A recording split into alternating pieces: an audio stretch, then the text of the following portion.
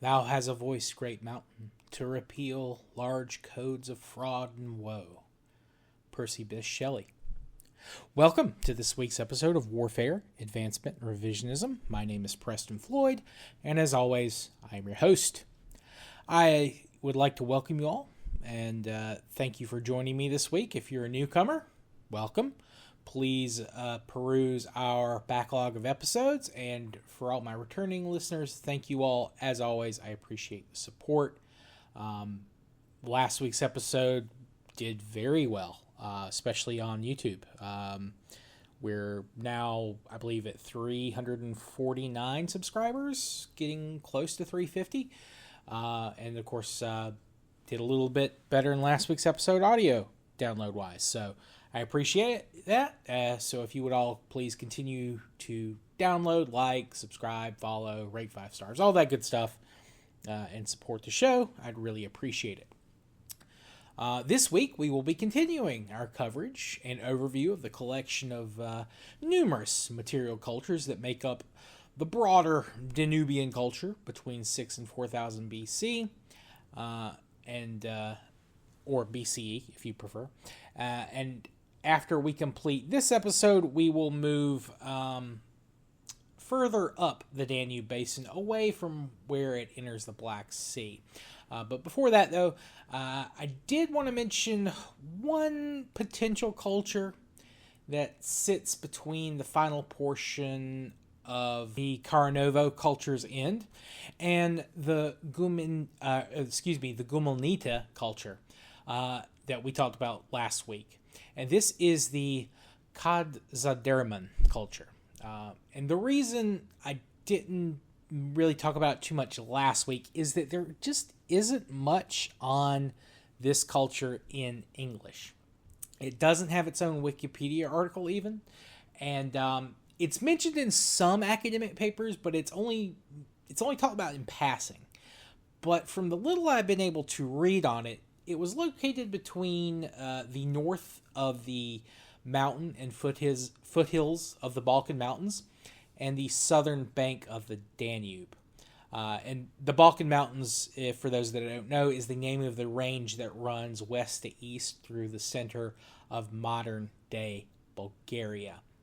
And the area wasn't great for agriculture or large settlements, but there are numerous small rivers and streams flowing down from the mountains that could support small herds, as well as, wild plants and animals, and maybe some of them had a little bit of clear land, flat land for agriculture.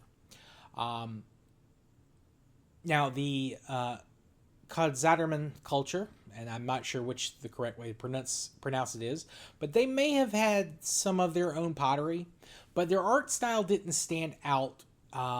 They just kind of made very simple pottery. There was no real decoration to it. And it's also possible, and we do know that they probably had access and were using the pottery of their neighbors. Now, I couldn't find anything about their settlements, or even if they had permanent settlements or semi-permanent settlements. I also couldn't determine when they disappear, if it was the same time as the Gumelnita or the Karanovo, or after either of those, or if they were absorbed by either group before those groups disappeared or changed or evolved or whatever you want to call it. There is also some debate as to which of their neighbors they were more closely related to and how closely. Also, some argue that this isn't really its own material culture, but an offshoot of either the Karanovo or the Gumelnita or maybe one of the other cultures we discussed last week. Maybe they were living on the fringes of some of those other material cultures. So you may see the Kadzaderman culture mentioned, but finding sources on them in English has proven exceedingly difficult. But I did kind of forget to include them in the broader overview last week, so I figured I'd go ahead and include them now. So, with that out of the way, we're moving back north of the area we were discussing last week and back in time to about 5,800 BCE. and we're going to be talking about the Cucuteni-Trypillia culture. Now, you may be thinking to yourself, that's a wordy name, and you would be right. The reason for this is due to its discovery and evolution of our understanding of the culture's geographic range. The culture was first unearthed in 1884 in Cucuteni, Romania, by Romanian anthropologist Todor Barada.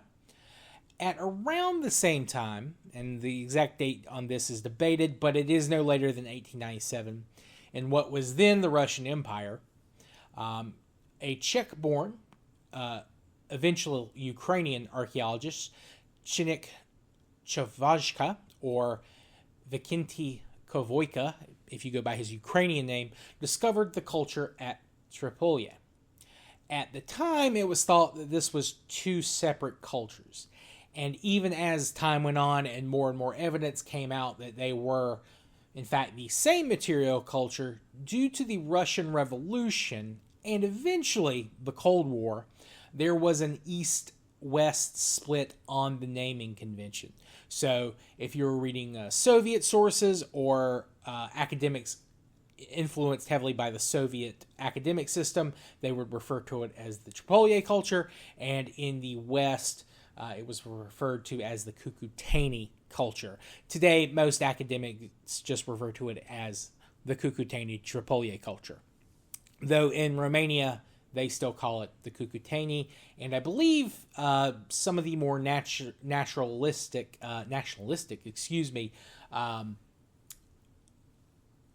Russian archaeologists refer to it as the Trypillia, as well as some Ukrainians, because their guy discovered their version of it. But I think even outside of themselves, they refer to it as the Cucuteni-Trypillia. Now, the peoples of the Cucuteni-Trypillia culture have numerous connections with the Bugnister culture of the steppe to their east that we discussed a few weeks ago, as well as the Boyan culture to the south that we talked about last week, and a few cultures that we will be talking about in the coming weeks, including the Strachevo, and the Vinca cultures, which are to their west, further up the Danube, and to the linear pottery. God, I cannot speak tonight. I apologize, guys. The linear pottery culture, which is kind of to their north and west. And these are all, those three cultures, the Strachevo, the Vinca, and the linear pottery cultures, these are ones we'll be talking about again in the coming weeks. Now, the exact nature of these connections are debated. Some believe there was more intermarriage and mixture. Some believe that there was, maybe a couple of these cultures or some of these peoples intermarried and then they just traded with others. But that's all stuff we'll kind of go over in a little bit more detail later on. But eventually, whoever the Cucuteni-Trypillia culture was made up of, they will eventually occupy parts of what is today Moldova, Romania, and Ukraine. And, of course, they're broken down into several phases because this is a fairly long-lasting material culture. Where you see a lot of continuity. They, of course, evolve over this period, but they're the same people. There's not like evidence of a massive population migration into or out of the region.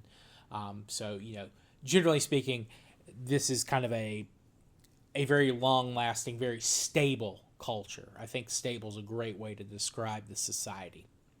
But, again, they're broken down into various periods. There's an early, middle, and late phase, as you might expect, but each of those phases have subdivisions, and these subdivisions still hold to their Western and Eastern naming conventions, the traditional either Cucuteni or Trypillia. And we'll be talking about their early and parts of their middle phases. The early phases include the pre-Cucuteni period, or I should say the pre-Cucuteni 1 to 3 period, the Cucuteni A and Cucuteni B period, and the Trypillia A to Trypillia B1 and Trypillia B2. And the parts of the middle phase are the Cucuteni B and Trypillia B2 to C1 and C2. So I'm not going to be breaking it down quite that in detail, but I want you to know that this has been heavily studied and documented, and that's kind of, how precise they're getting, and that how they kind of divide this culture up in it during its own lifestyle, or its own lifespan, excuse me. Now, the pre-Cucuteni period, or pre-Cucuteni-Trypillia period, covers about 5,800 to about 5,100 BC. During this period, at the very start of it, I should say, settlers or migrants from the Strachavo and Vinca cultures arrived to the area east of the Carpathian Mountains, and they began to establish small communities along the rivers running down from the Carpathians into the Black Sea. This includes rivers like the Dnieper and Prut rivers. While they are there, they mixed with peoples from the north related to the linear pottery culture, the Bugnister to the steppe to their east, and the Boyan, who we discussed last week. They're coming from a little bit further south, up from the mouth of the Danube, where it enters into the Black Sea. Again, it's debated on how much mixing is done by all these various groups, but there is evidence that there was at least a little bit of mixing at most of, if not all of, the sites. Now, of course, this should also kind of hint that some of these sites were probably more mixed than others. Again, it's debated how much and which sites were more mixed. Now, some of their early sites show a kind of mix of housing types. Most of the houses had these shallow pit floors with clay hearths in them, as well as they would use clay to kind of insulate the floors and some of their walls. And in some of the houses, they don't appear to have this kind of pit flooring. Though there is some debate about this. I think there is a question if, because their pit floors are so shallow, it's just hard to say, just because of natural phenomenon, that maybe these houses had pit floors, but it's just kind of hard to make them out. Though, again, all this is debated. It's also possible that you had these newcomers moving into this site, and there wasn't really a kind of the social organization need to make your houses uniform. But again, that's all debated, but that is one of the things you see that is fairly kind of haphazard about the early Cucuteni-Trypillia sites. As time goes on, things get a little bit more uniform. It's a little bit easier to follow. Their economy was based on hunting, fishing, and crops and animal herding. They grew things like rye, wheat, and other grains. They also had access to peas, though I'm not sure if those came about in this early period or if they're a later addition to their economy. I couldn't get an exact date on when they were growing their peas. The animals they kept are what you would expect from what we've already been discussing. They had cows, sheep, and goats. Cattle, by far, their most important animal. There's more cattle bones, and they probably relied on them more for food than the others, because with sheep and goats, of course, you can keep harvesting their fleece and their wool, whereas if you want leather from a cow, that cow's kaput. Now, horse remains have also been discovered, even at the earliest Cucuteni-Trypillia sites. However, this is where we go back to our horse domestication episode. There is a lot of debate on whether or not these are domesticated horses. They're, again, early domesticated versions of animals, very similar in both size and morphology to wild strains of the animal. And there's really nothing that points to these early horses being domesticated. I'm of the opinion that they're probably just wild varieties, but that's what I've seen. But again, that's not 100% established, and that is still one of those things that is fairly heavily debated in the archaeological community. Now, we don't have many examples of their early pottery from this period. We know they're making it. There have been kilns that have been found, but there's very little like actual remains from this period. So the pottery may have been, fairly, I wouldn't say obviously cheaply made, but they probably didn't put too much care into the upkeep and maintenance of this pottery. They're near rivers, they have access to a lot of things, but they have discovered some early pieces. This is almost all gray, and again, they were fired. And the art that they're putting on it is not very detailed. It's usually just small, incised lines. However, they were painting all their pottery white before they fired it. And then, of course, it would darken in the kiln. Now, this will eventually lead them to experiment more, and their middle period pottery and later period pottery after that becomes much more distinct, and really, it does really kind of catch your eye in how well made it is and how expressive it is. They have a lot of different motifs and designs that you'll see.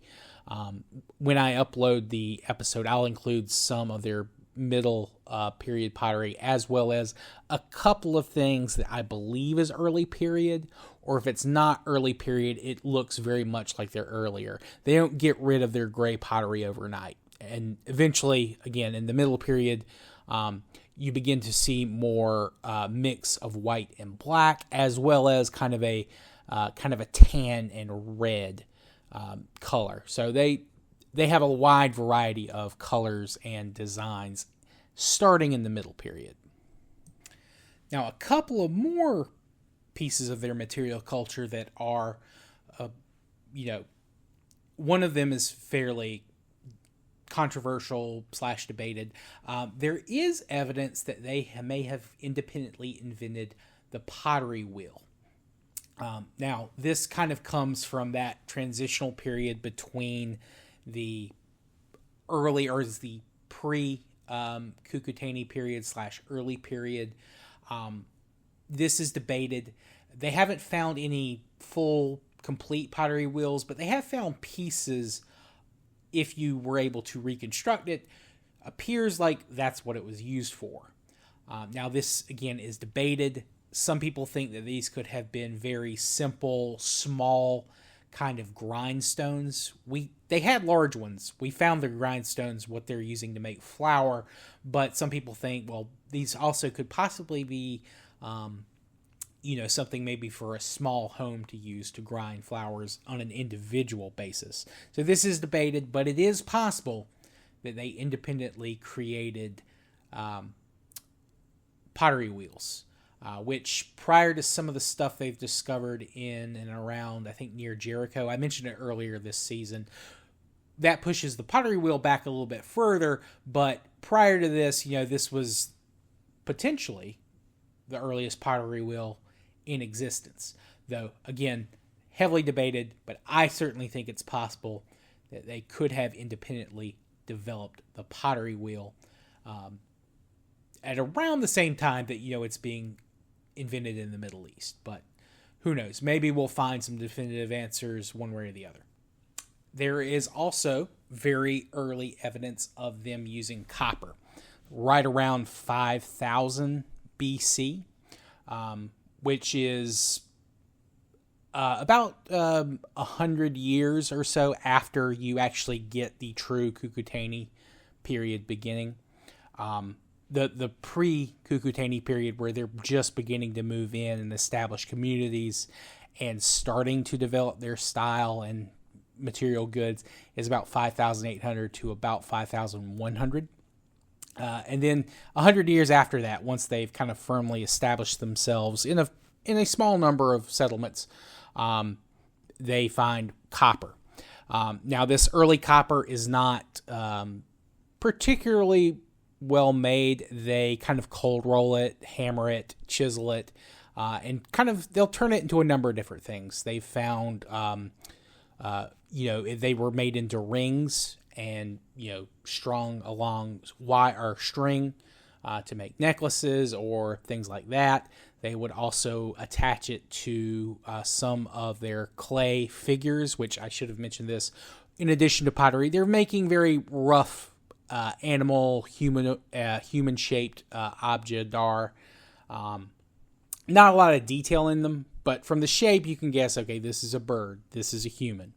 And this is also something that evolves. They get much better at showing the detail in their figurines as well as their pottery.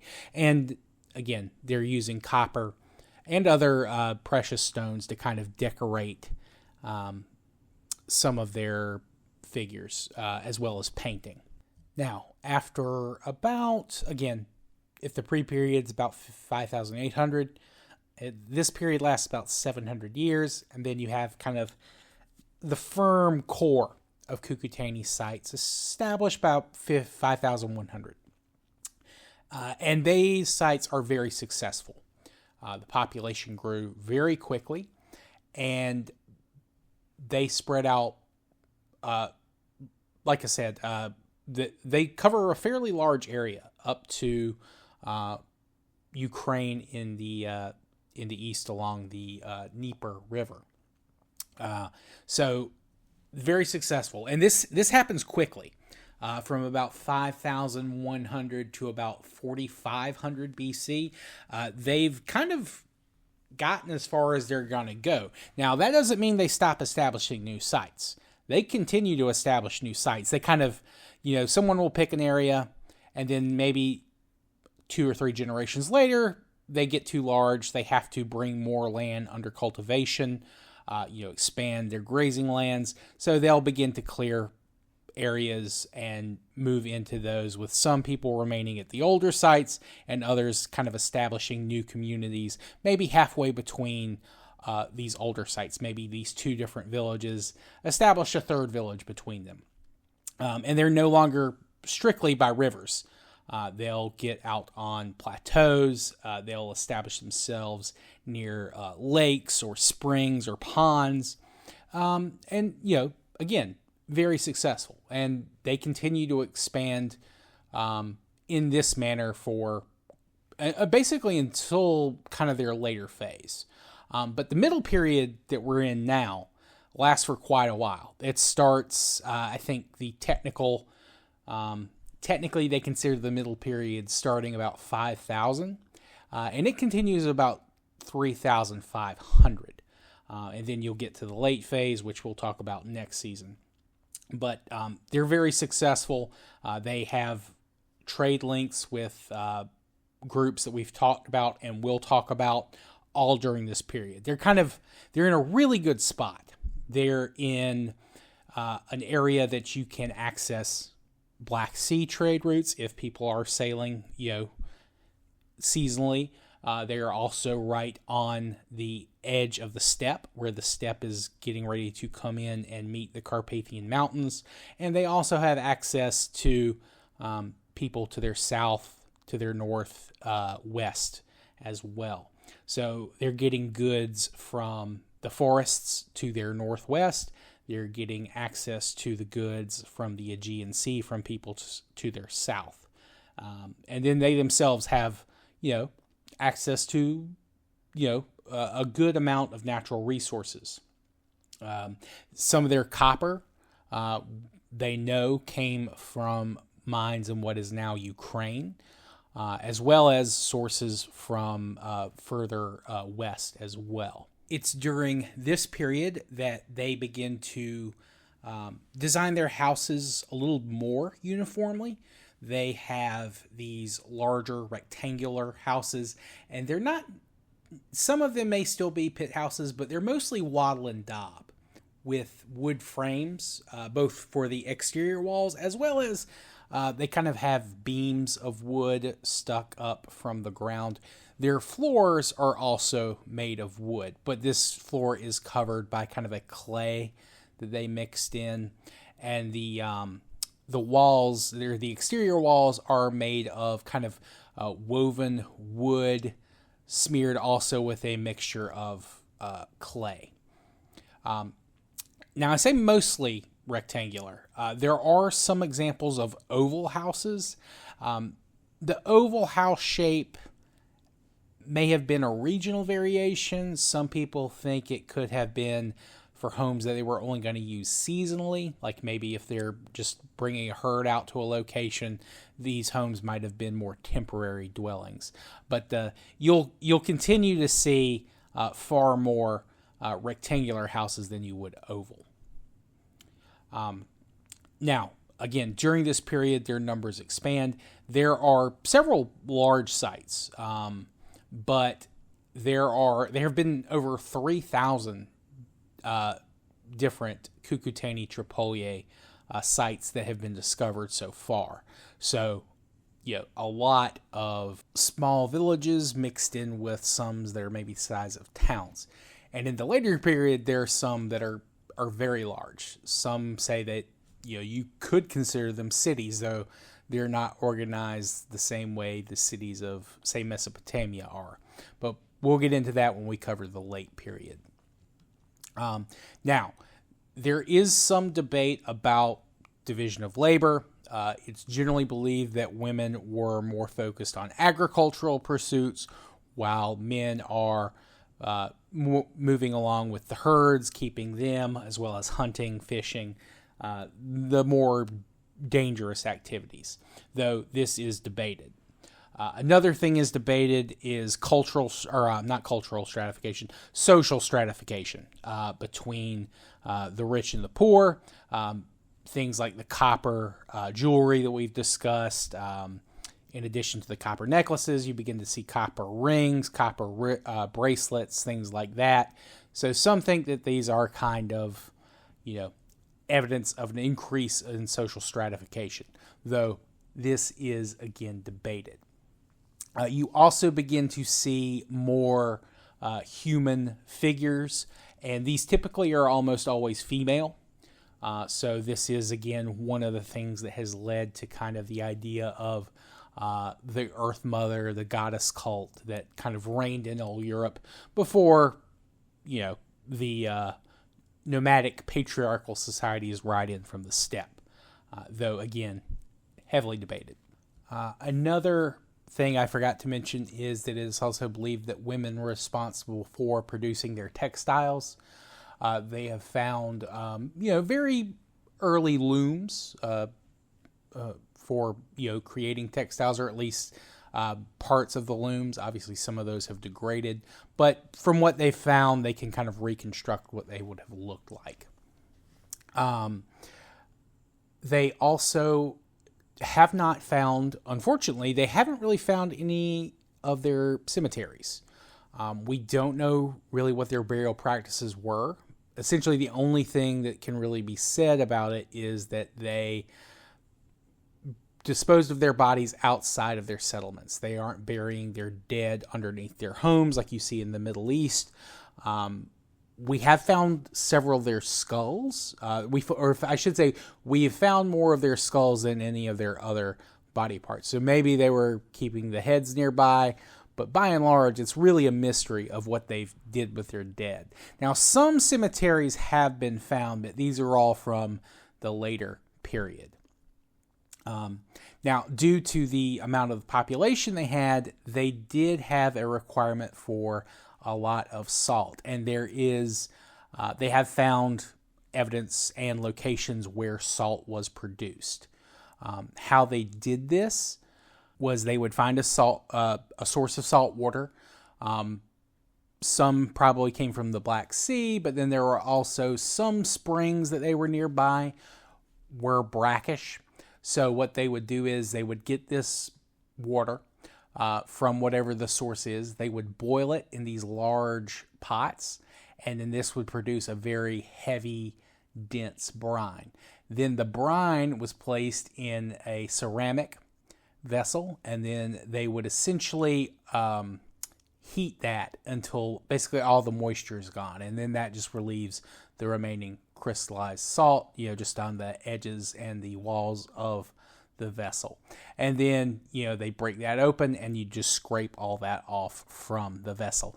And because of the size of some of these sites, they have to be transporting this in large quantities. We'll get to this when we talk about the later period, but some of these places could have needed as much as 36,000 kilograms of salt per year, which, that's a lot.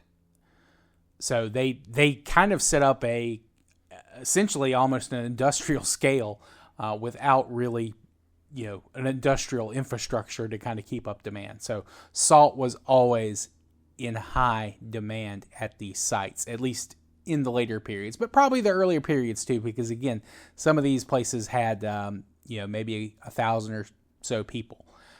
And we'll talk about it when we get to the later period, but that gets, in some cases, that demand grows even higher. And this is especially impressive if you consider the possibility that, the main theory is right now that they did not have any specialized kind of laborers. Your gender may reflect what kind of labor you're doing, but every man probably had to be able to hunt, fish, create stone tools. Women had to be able to manage crops as well as make textiles. So you may have been also called to produce salt or help in production of salt, as well as the transport of salt. There's a lot going on at these Cucuteni sites, so everyone probably had to pitch in, at least from what we can tell. Who knows? We may begin to find more burial sites, and we may see more evidence of specialized labor, people buried with tools or grave goods, but so far that doesn't appear to be forthcoming, so it may not have been something that they paid particular mind to, at least for the dead. But yeah, so I think that will kind of cover what we needed to talk about this week. I hope you all have enjoyed. I hope you all found that informative. Sorry if it was a little muddled there at the start. I was kind of having trouble putting into words what I needed to for that first part of the episode, but I think I pulled it out at the end, I hope. Anyway, I hope you've enjoyed. If you have any questions, comments, constructive criticism, please let me know. You can reach me via waradrevpod@gmail.com. You can send me a direct message on X/Twitter. You can also comment on the YouTube version of this video, and I will be glad to respond there whenever I can. But yeah, please feel free, again, to reach out. I'm always looking to hear from viewers or listeners, depending on your platform, obviously. Yeah, I hope you all have enjoyed, and I hope you will all have a good rest of your day and week from whenever you're listening to this, and I will see you all on the next episode. Until then, peace.